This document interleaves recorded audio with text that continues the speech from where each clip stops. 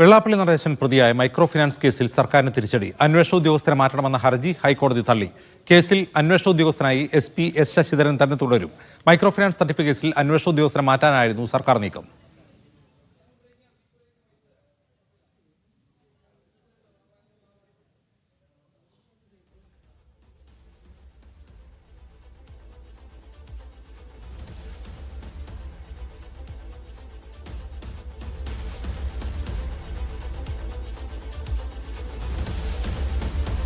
Micro finance കേസിൽ അന്വേഷണ ഉദ്യോഗസ്ഥൻ ആയി SP ശശിധരൻ തന്നെ തുടരും. നേരത്തെ ഇദ്ദേഹത്തെ മാറ്റാൻ വേണ്ടി ഒരു ശ്രമം നടത്തിയിരുന്നു.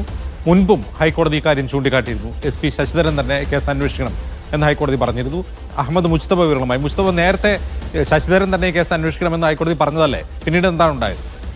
നേരത്തെ ജസ്റ്റിസ് K ബാബുവിന്റെ ബെഞ്ചിലായിരുന്നു ഈ വിഷയം ഉണ്ടായിരുന്നത്. പ്രത്യേകിച്ച് ആ വിഷയവുമായി ബന്ധപ്പെട്ട് അന്ന് എറണാകുളം വിജിലൻസിൽ SP ആയിരുന്ന ശശിധരൻ തന്നെ ഈ കേസ് അന്വേഷിക്കണം, 3 മാസത്തിനകം അന്വേഷണം പൂർത്തിയാക്കണം. ശശിധരൻ എറണാകുളത്ത് വിജിലൻസിൽ നിന്ന് സ്ഥലം മാറി പോലീസ് അക്കാദമിയിലേക്ക് പോയ ഒരു സാഹചര്യത്തിലാണ് ഹൈക്കോടതി ആ വിഷയത്തിൽ പരാതിക്കാരനെ കൂടി കേട്ടുകൊണ്ട്, പ്രത്യേകിച്ച് അന്വേഷണ ഉദ്യോഗസ്ഥൻ സ്ഥലം മാറിപ്പോയാൽ കേസിന്റെ അന്വേഷണത്തെ ബാധിക്കുമെന്നതുൾപ്പെടെയുള്ള ആശങ്കയാണ് പരാതിക്കാരൻ കോടതി അറിയിച്ചത്. തുടർന്നാണ് ഹൈക്കോടതി ഒരു പ്രത്യേക ഉത്തരവിറക്കിയത്.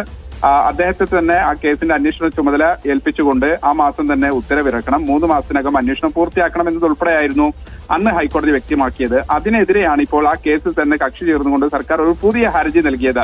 ശശിധരൻ കേസ് സ്ഥലം മാറിപ്പോയ ഒരു സാഹചര്യത്തിൽ സംസ്ഥാന വ്യാപകമായി ഈ കേസ് അന്വേഷിക്കേണ്ടതുള്ളതുകൊണ്ട് ഒരു IG തലത്തിലുള്ള ഉദ്യോഗസ്ഥനെ, കാർത്തികിനെ ഉൾപ്പെടെ ആയിരുന്നു സർക്കാരിന്റെ പരിഗണനയിലുണ്ടായിരുന്നത്. എന്തായാലും സർക്കാർ ഹൈക്കോടതി അറിയിച്ചത് ഈ കേസുമായി ബന്ധപ്പെട്ട് ഒരു IG ലെവലിലുള്ള റാങ്കിലുള്ള ഒരു ഉദ്യോഗസ്ഥനെ ഈ കേസ് അന്വേഷിക്കുന്ന DIG റാങ്കിലുള്ള ആളെ അന്വേഷണ ചുമതല ഏൽപ്പിക്കാൻ അനുവദിക്കണം എന്നതുൾപ്പെടെയായിരുന്നു സർക്കാർ ഒരു ഹർജിയിൽ ആവശ്യപ്പെട്ടത്. പക്ഷേ ശശിധരൻ തന്നെ തുടരണം എന്നതുൾപ്പെടെയുള്ള വാദങ്ങൾ, പരാതിക്കാരന്റെ വാദങ്ങൾ കോടതി അംഗീകരിച്ചു. അതനുസരിച്ചാണ് ഇപ്പോൾ രണ്ടാമത് സർക്കാർ നൽകിയ ഹർജി തള്ളിയിരിക്കുന്നത്. പ്രത്യേകിച്ച് ഈ പുതിയ ഉദ്യോഗസ്ഥനാകുമ്പോൾ അത് കേസന്വേഷണത്തിന് സാരമായി ബാധിക്കാൻ സാധ്യതയുണ്ട്. പ്രത്യേകിച്ച് വളരെ മുമ്പ് തന്നെ നൽകിയൊരു പരാതി ഇപ്പോഴും അന്വേഷണം പൂർത്തിയായിട്ടില്ല, ഏറെക്കുറെ അന്തിമഘട്ടത്തിലാണ് അന്വേഷണം നടക്കുന്നത് എന്നുൾപ്പെടെയുള്ള വാദങ്ങൾ ഹർജിക്കാരൻ മുന്നോട്ട് വെച്ചു. മാത്രമല്ല ചില രാഷ്ട്രീയ താല്പര്യങ്ങൾ കൂടി ഈ അന്വേഷണ ഉദ്യോഗസ്ഥനെ മാറ്റുന്നതിന് പിന്നിലുണ്ട് എന്നതുൾപ്പെടെയുള്ള വാദങ്ങളും പരാതിക്കാരൻ മുന്നോട്ട് വെച്ചു. ആ വാദങ്ങളെ കൂടി കേട്ടുകൊണ്ടാണ് ഇപ്പോൾ